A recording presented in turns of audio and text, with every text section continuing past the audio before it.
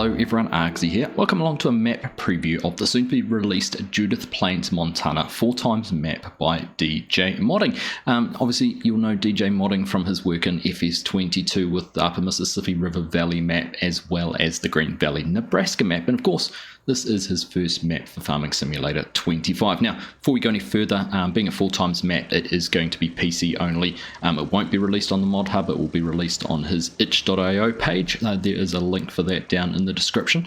So that is the best place to go to download that. Please, as always, cannot say this often enough, please only download mods from the modder's original links. It'll obviously get scraped and shared on various websites around. All I can say is don't trust them and go and support the modder where they have it hosted. So DJ Modding's itch.io page down there in the description. But like I said, it is a 4x map. It is a fictional map. It is based on what's inspired by central Montana. And if I just read a little bit of what DJ had to say on his itch page, it's a fictional 4x map inspired by central Montana, emphasizing agriculture and expansive landscapes. It features multiple towns, a vast train system connecting two of them, and a route that begins in the highlands, winds through dense forests, and descends into the valley, covering a significant portion of the map. Scattered bridges, two creeks, and a river cutting across the terrain add to the immersive experience. So that's a pretty cool description, actually. I do kind of like that. So what are we going to do? We're going to do our normal thing. We'll take a look at the PDA. I will show off the map and some of the features and just discuss some of the things that DJ has added. And then we'll go for a little bit of a tour around. We'll look at the two town areas that there are, or the main two town areas. Take a look at the farms. There are 6 of those, and we'll get into that a little bit more and just talk through some of the other features and I guess just have a general look at the landscape. So without further ado, let's dive into the PDA. So before we dive into the PDA, as is customary with one of DJ Modding's PDAs, he puts a whole lot of information on using the border around the edge, so you can see all the maps he had there for FS19 and FS22. On the right hand side, he gives a lot of credits to different modders who have helped him out or where he might have got resources from there. On the right, huge list, big list, and then very generously adds a few content creators down the bottom, including yours truly. So really is a man of the people. He loves the support and he loves sharing his content and sharing what he does with the community. So it's nice to have a modder like that. In fact, I did say to him very politely if I could use some of his assets on my map, and he said, take whatever you want. So thank you very much, DJ. That will certainly be finding its way into my map of Winchester, New Zealand. Right. Without dribbling on anymore, let's take a look at the PDA and some of the features. So 122 fields or farmlands, ranging in size from medium to large with a few meadows. Now there is, as I mentioned, 6 different farms. So we've got farm 1 up the top here, farm 3 over this side, come down here to farm 2, farm number 4, farm number 5, is that 5 under there? There's farm number 6, there's farm number 5 in the middle there. So 1, 2, 3, 4, 5, and 6 farms scattered around the map. Obviously very well spread out. Now, as we said, there is 2 town areas. So this is the one up here in the top corner where we are right now, which has the main shop. And then there's another one down here, which, as you can see, has a huge number of productions and sell points down there. So very well set up. I guess it gives you some good options all around, as well as some that are scattered around in different areas. There's a BGA, whatever these are down in here. What is this? Can't click on the farmland. There you go, I've got a warehouse, Jack Daniel's whiskey. So there's a few different things, farmers market in there as well as a gas station. So obviously a huge variety. Now, it did say in the description it is split by the river. So we've got Judith River coming down the bottom here, and there's a couple of streams which go through the middle. There's quite a terrace kind of off the edge here. I think it's on this one, just going by memory.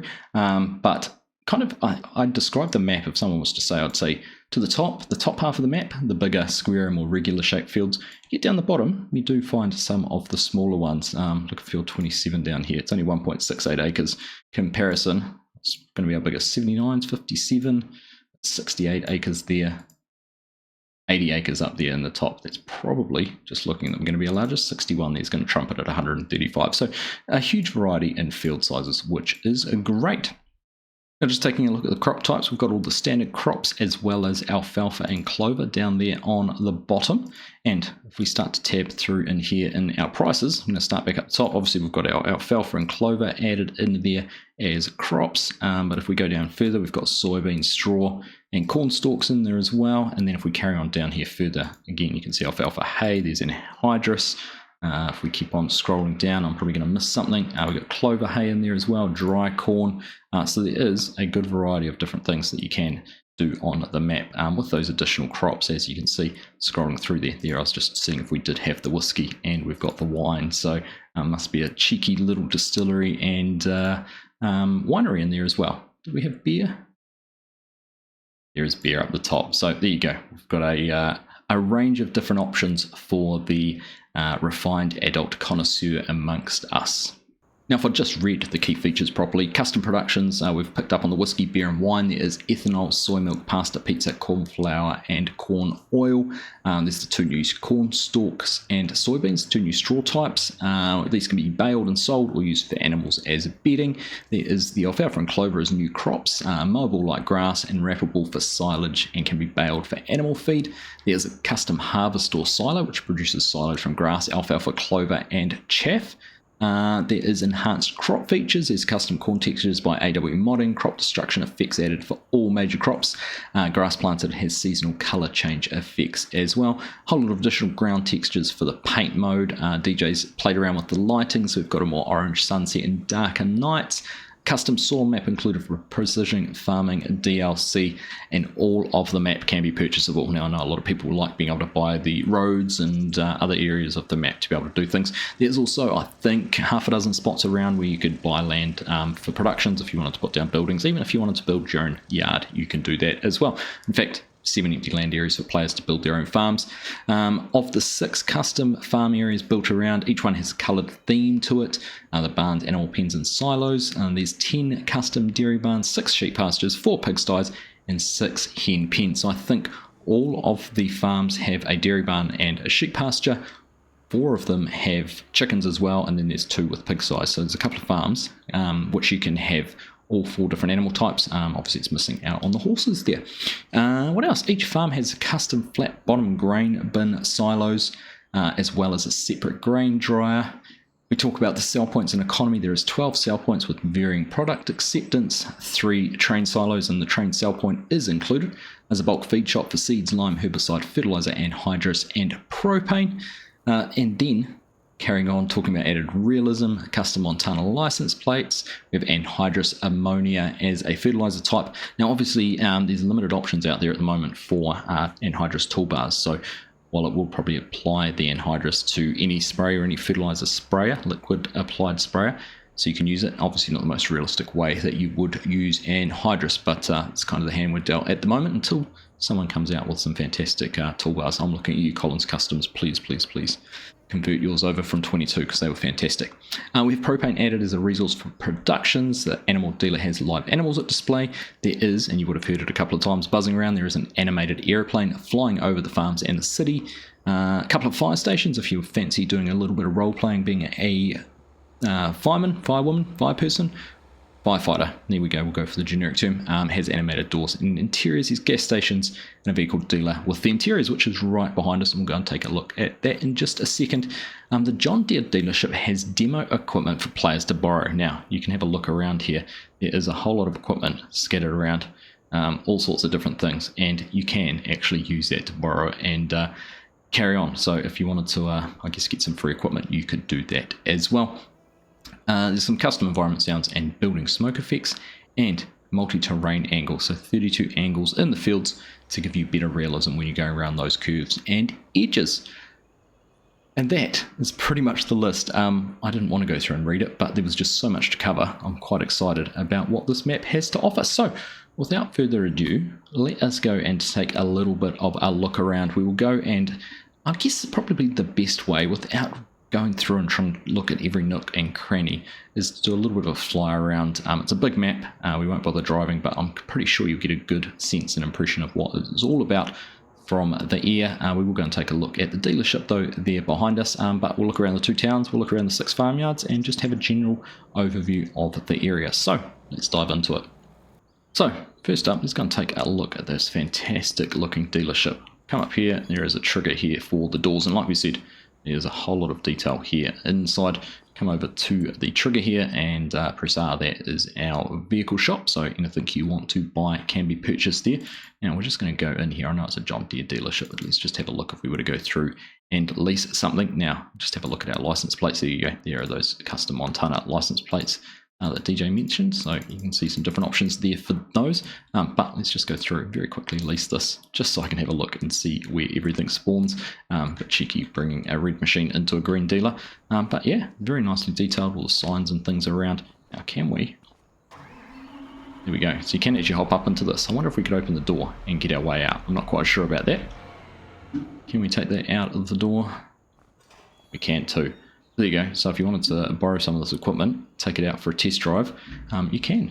Nice 6R and 7R sitting in there, along with everything else is all usable now. So just a quick little test. I was just trying to figure out if you could tab between equipment, but the items that are leased, you can't tab between. You can only tab between the things you own, which is kind of handy actually. It means you don't end up tabbing into them. But pretty much everything here, as far as I know, is usable and can be taken out and used on your farm. So very handy indeed. Right, let's just very quickly go back in here because I'm pretty sure we go and take a look through the back door here. We'll find a workshop and should be a trigger in there to be able to go and work on your vehicles. Here we go, just like that, easy as. Bring it in here. There's no vehicles available, but you can see on the ground there is the trigger. We've got a couple of staff floating around, so if you need help, he looks like a very knowledgeable man. He's standing there nodding his head. He knows what he's doing. So yeah, very nice and detailed. Big doors, just about get everything in there. So that is the dealer. Right, we're going to jump into our flight mode now. Although before I do that, obviously what we did just discover, big area around the back here for where vehicles and equipment will spawn when you buy it. So it should be enough space for your headers, combines, trucks, trailers, everything like that to fit out in here. Very nice.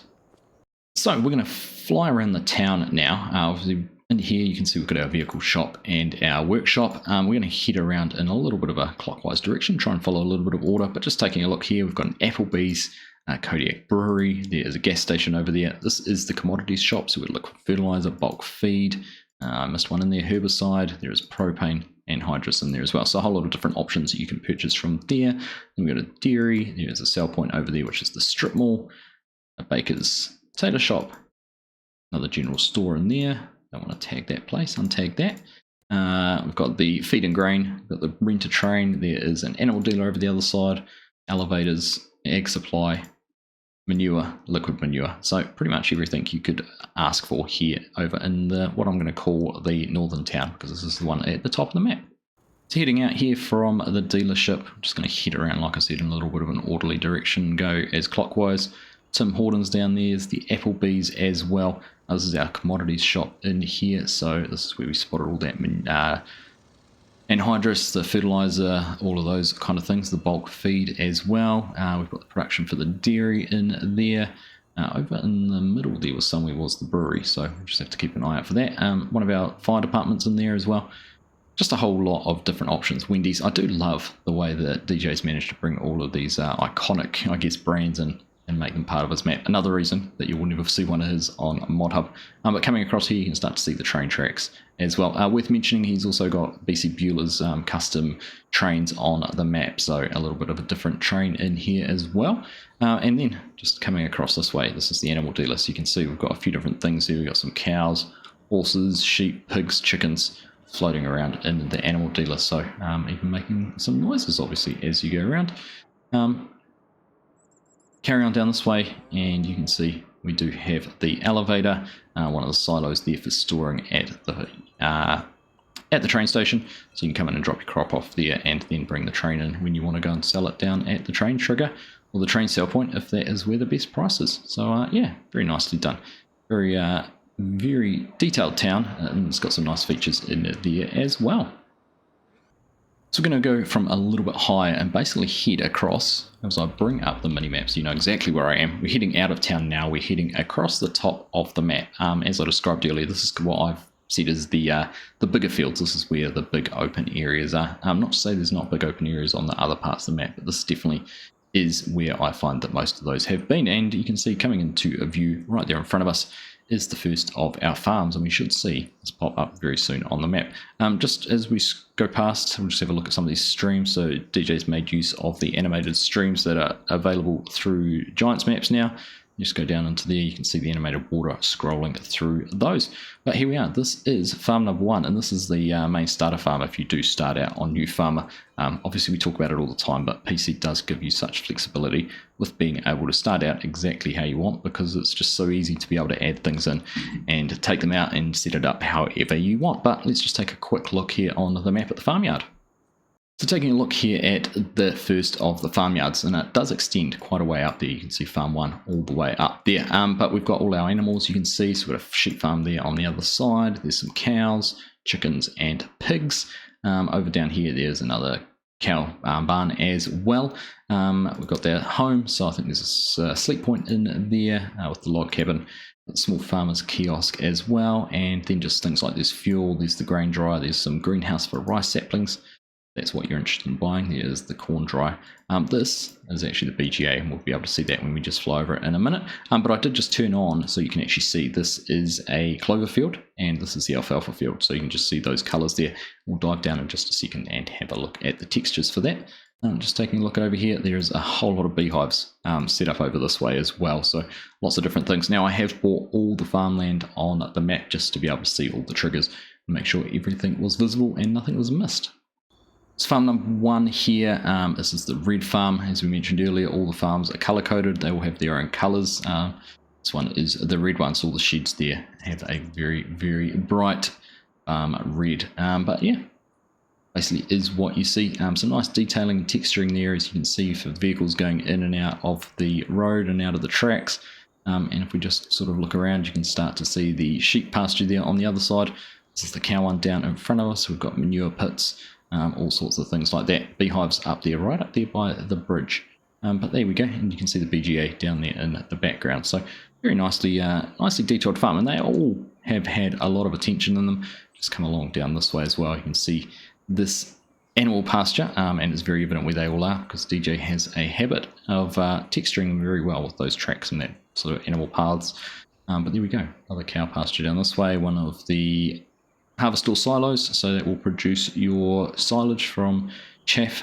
Whatever you put in there will turn into silage. So very, very nice. Now, while we're at it, I'm just going to go down here and have a look at our textures here. So this is alfalfa down there, nice and low. So yeah, previous alfalfas I've found have been a bit overbearing with the purple flowers and that. This is such a nice, subtle looking model or image there that's been used for the alfalfa, so that's very nice. And if we just go along to the other side here, we're going to have a look at the clover. Feels a little bit longer, but there you go, sort of got the white clover flowers, the typical clover looking leaves there as well. So that is what your clover fields look like.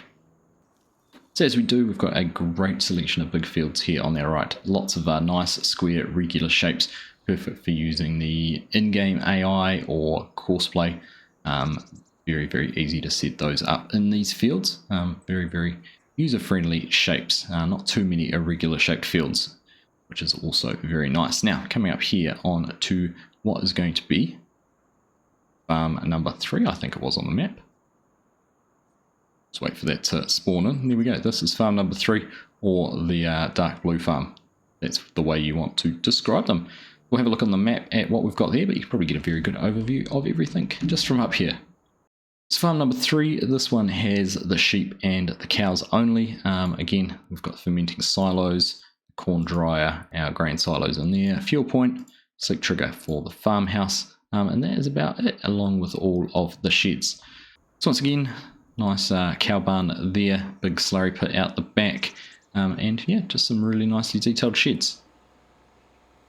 Not too much more to say about it. Plenty of storage space though, plenty of silo space as well. Workshop space, all of those kind of things. So yeah, just a nice looking farm. It would be pretty hard pressed for me to pick a favorite. I think all the farms have their own unique characteristics, so I guess it depends a little bit on what it is you might want to do as to which one you will choose. So we're going to carry on down towards the bottom of the map now. We just had the plane fly past us there. Just does a loop around the map.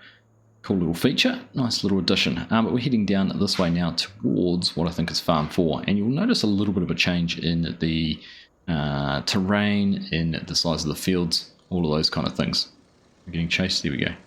We go straight over top of the plane. Just cool little features like that just adds the immersion of a map. So coming in here, it's a little bit more rolling, a little bit smaller fields, and a little bit more irregular. You can see this one actually looks like it's set up very well for some pivot irrigation, which there has been a mod for that, has just come out on ModHub, so could take a look at that. But here we are. This is farm number 4. Describe this as the cream and green farm. Cream coloured buildings, tan coloured buildings with the green roofs. So let's take a look at the map, see what this one has on offer. So there you go. As you can see, farm number 4 has 4 different animal offerings for you. We've got the sheep, chickens, pigs, and cows, or dairy. House trigger there. Trigger here in the middle for the fermenting silos. This will probably be our corn dry. There it is, and this will be our farm silo. So, like we said at the start, all of the farms are very similarly set up, but all have their very own unique characteristics, which is very, very cool.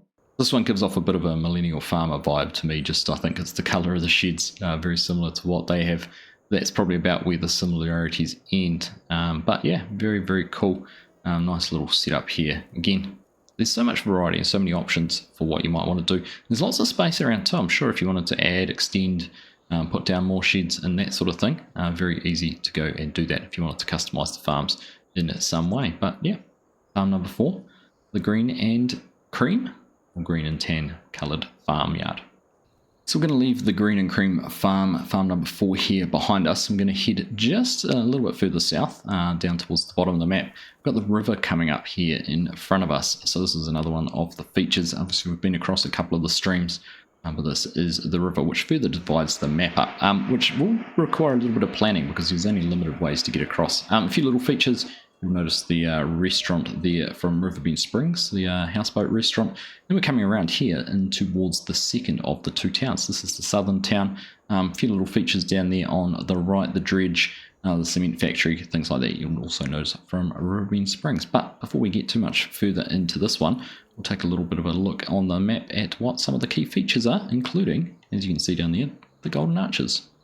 So the south town, again, a number of different sell points, a number of different productions. These up here, it's the dredge, the cement factory, those kind of things. Just have a quick look around. There is Agricole Montana. We've got a spinnery. There's the Lone Pine Grain Co. Hobson Strip Mall again, Subway store over the side of Dollar General. The oil plant through the middle, obviously a gas station, the general store as well. We've got the ethanol factory. You can rent the train up here. Flour mill, canning factory.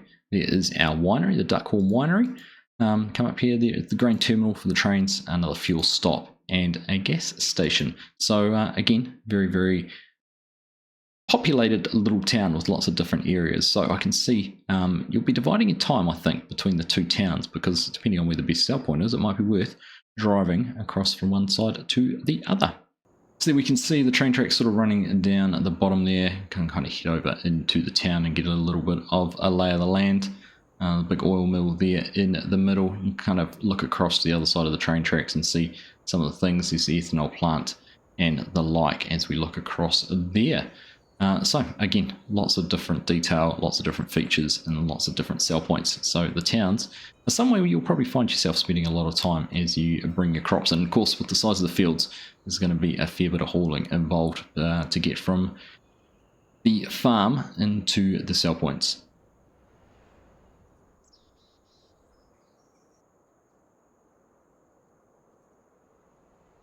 One of the details I do like here, we've got a little weighbridge just down the bottom there, and as well as that, a open grain store. That's something we see a lot of in maps. It's sort of only something I've really noticed in the Australian maps, but there you go. Little feature here that DJ's got in Judith Plains. So we're going to take ourselves out of town and head back up north into the centre, really, of the map, and head on up here to the next of the farmyards and the train tracks there on the right, moving across.